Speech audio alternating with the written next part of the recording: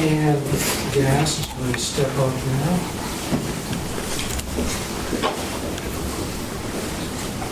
This your first reading? No, further reference now. There we go, yeah.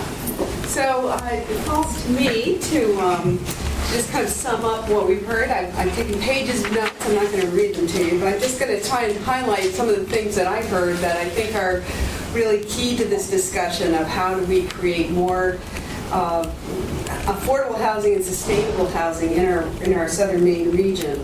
Dana highlighted this mismatch between housing supply and what's available. And what people need for housing, and just how serious the affordability problem is. Over the last several decades, the sort of curve of housing prices has risen much more steeply than the curve of median incomes, and so that gap between what people can afford and what the marketplace has available is increasing. It has increased steadily over time, and that jobs. I thought it was an interesting comment that the new jobs are predominantly in the suburbs, but that's not where the housing is being built. So again, there's this mismatch between what's available, and this is not a problem that affects just the homeless people you see on Congress Street, but it affects a broad spectrum of our economy and of our people. And whether you're young, like Josh trying to find housing here when he just moved here, a young professional, or someone who's elderly and everything, a young family that's paying child care and all these other costs, health care, car loan, those kinds of things. And there are a number of policies that Dana outlined that I think that we really do need to keep our eye on. The mortgage interest tax deduction is a big one. It's a big giveaway to people who really arguably just don't need that subsidy, while we're starving the folks who really do need the subsidy at the bottom end of the spectrum. And we just need to be more strategic about how we use the resources that we do have, not investing in sprawl, not setting ourselves up for problems later on by investing in housing that's far out in the hinterlands. And just better coordination between what's happening at the local and the state and the federal level. And to some degree, the Sustain Southern Maine partnership is definitely a step in that direction, just trying to kind of line up those interests and goals along, to sort of stack them instead of just making them all dispersed in different silos. For Donna, I was really intrigued in her discussion about what Freeport has done to go after, in a really concerted way, creating more affordable housing opportunities, more housing opportunities for people who probably wouldn't otherwise be able to afford them. And like Dana, had mentioned, not investing in sprawl at the outer edges of town where the land is probably more affordable may cost you a bit more to put the housing in the town center or close to it, but it's going to be much better for those residents and for the town as a whole. And they're seeing demand, quite interestingly, from employers who are finding that their employees, as gas prices climb, are just not able to afford that commute any longer. So I think, again, we're seeing that even if we haven't really wanted to go in this direction, that these external constraints are going to come pulling in and make us face them. Freeport has done a lot with public-private partnerships with Habitat and with individual landowners, and has done a lot of work with its zoning, which I think is a good model for what other towns can do. Josh, I mentioned that he's the example of the young professional that employers complain about. They can't attract to me because housing costs are so high relative to what salaries are. And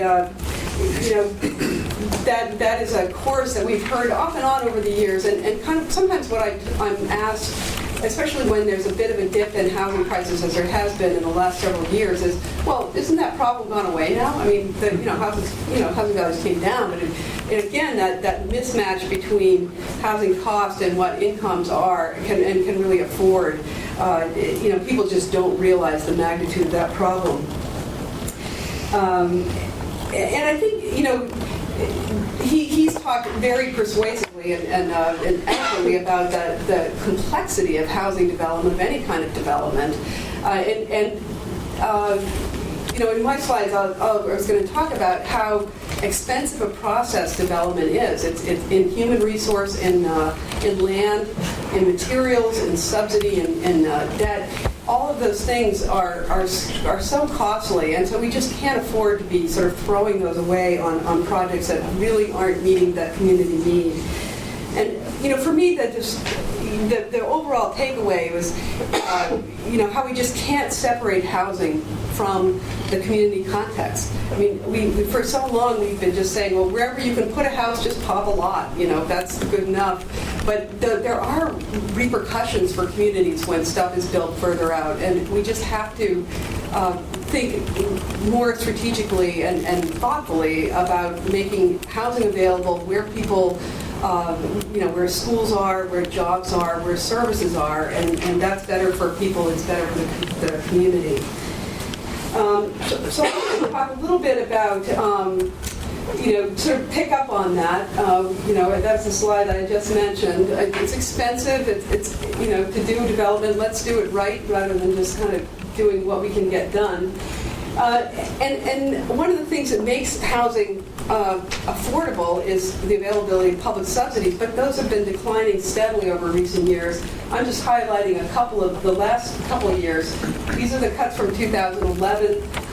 These cuts affect both single-family and multifamily housing production, and the country has really underinvested in multifamily housing anyway over the last 20 years, and so these cuts are just very difficult. In 2012, same thing, more cuts. I'm not going to go over those one by one, but you can see these are serious.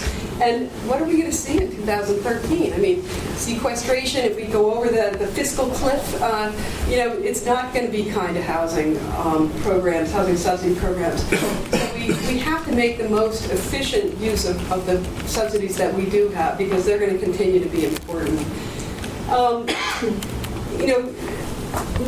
Most of my work in affordable housing has been around single family, so I'm going to highlight some single family examples. But they can be used with multifamily, and I absolutely don't want anybody to take away from this session that single family is more important in some way than multifamily, because it simply isn't true. But there are these strong, tested, and very scalable models that other states are using, and that Maine has just opted not to embrace over the years. I've been working in affordable housing in Maine for over 20 years, and these models definitely were on the radar screen 20-some years ago, and Maine just went in a much more kind of libertarian direction, I guess you might say. But manufactured home communities are one example of this. These are, what we call mobile home parks, right? And what you do is you help the residents buy the park from the owner, and then they each have a share in that park, and that gives them their pad, their right to rent their pad. In New Hampshire, which is a state not unlike Maine in many respects, they've done 100 of these in the last 20 years, serving 5,600 families. And it's so critical because these are very vulnerable owners of their units, because once the park closes, they almost never can relocate that unit into another park. They have to buy a lot or they're done. And so they are very critical in terms of sustaining an affordable, what is really a private market affordable housing option. In Maine, Genesis Community Loan Fund has done a couple of these in the last decade. So we have, 2 recent parks serving 94 families, and it's exciting actually, because there's a foundation called the my notes here. The Cooperative Development Institute is funding a part-time staff person to do more organizing around these manufactured home communities. And Rob Brown, who many of you may know from Opportunity Maine, is their part-time staff person here in Maine. Genesis is interested in this model still, but found that the organizing for the parks was just too time-consuming and didn't relate well to their lending model. So they want to continue to lend on these parks, but not actually do the organizing. So that's looks like that could be something that could be scaled up in Maine in the relatively near future. Community land trusts are another model. Land trusts really just unbundle the real estate, and a nonprofit then owns the land, An individual homeowner buys the house, but a land lease controls the resale and recaptures the subsidy in the CLT, or in the home. There are 8 CLTs in Maine. I was surprised to see that when I went to the National Community Land Trust meeting in Burlington last week. But most of them are, a few of them are kind of almost defunct. Almost all of them are volunteer-led and have done. They may have been created to use one project, and that's it. So they're not. It's not scaled up in Maine, and there are none in Southern Maine right now. But so I talked earlier about the really clear need to use what we have more efficiently, and this is an example of that.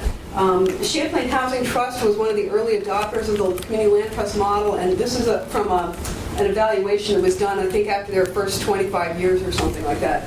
So on the left, you can see that a conventional subsidy program in which a very common model is that if the homeowner gets a subsidy to buy the house, and if they live in the house for 5 years, the subsidy gets reduced by 20% each year, and then at the end of the 5 years, they walk away, but that subsidy is now their equity.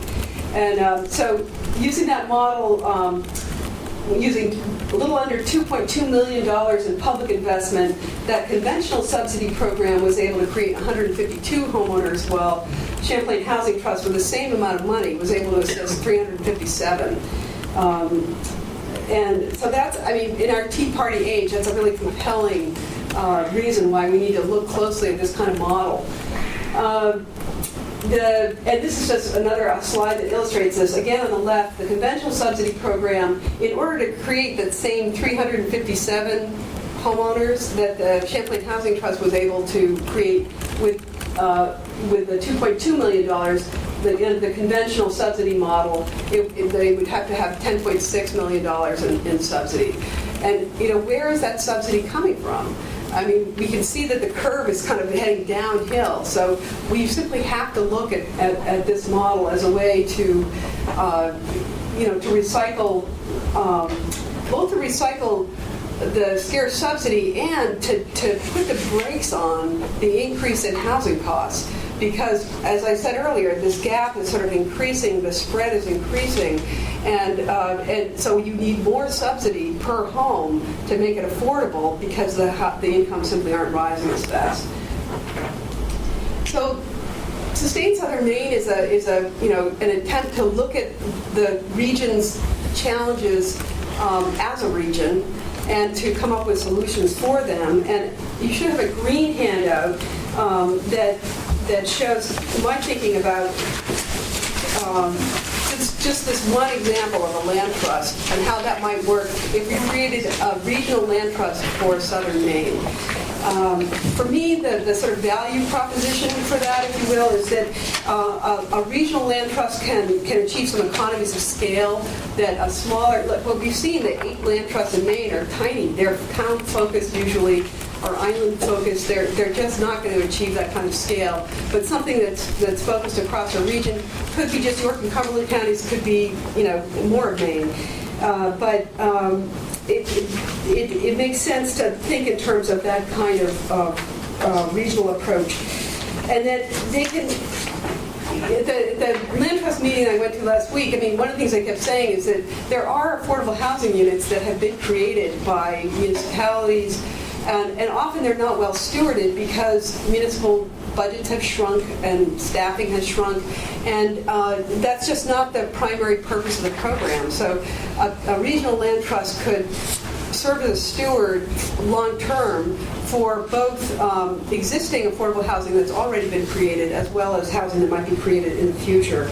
And then finally, I think a regional land trust would have more voice and more capacity to make the case for subsidy retention models. And that's something that Maine has really lacked. So as I think about how this might look in Southern Maine, typically regional CLT, the board is a sort of a 3-part board that has 1/3 residents, 1/3 public sector, 1/3 private sector. So we could create a 501c3 with a board that's drawn from all those different sectors. including homebuyer education providers and developers, as well as municipal officials and lenders. And you know, I guess I would argue that we should create the mission somewhat broadly so that it could be, you know, serve as a bit of a land bank to take advantage of opportunities as they arise, even if you aren't able to kind of actively work on them right away. And to be a site developer when development capacity is not available or not yet available. And I think, you know, Josh's example of the town stepping in to purchase, to take the mill and to do that initial work to clear it was very instrumental to their being able to come in afterwards and actually do the development. The regional CLT could do stewardship and advocacy, as I talked about, and be a kind of a resource and funding clearinghouse. Developers could be for-profit or non-profit, and they would develop the residential properties, the affordable housing, and then transfer the stewardship responsibilities to the land trust over time. But perhaps continue to do some property management if, for example, multifamily housing was involved.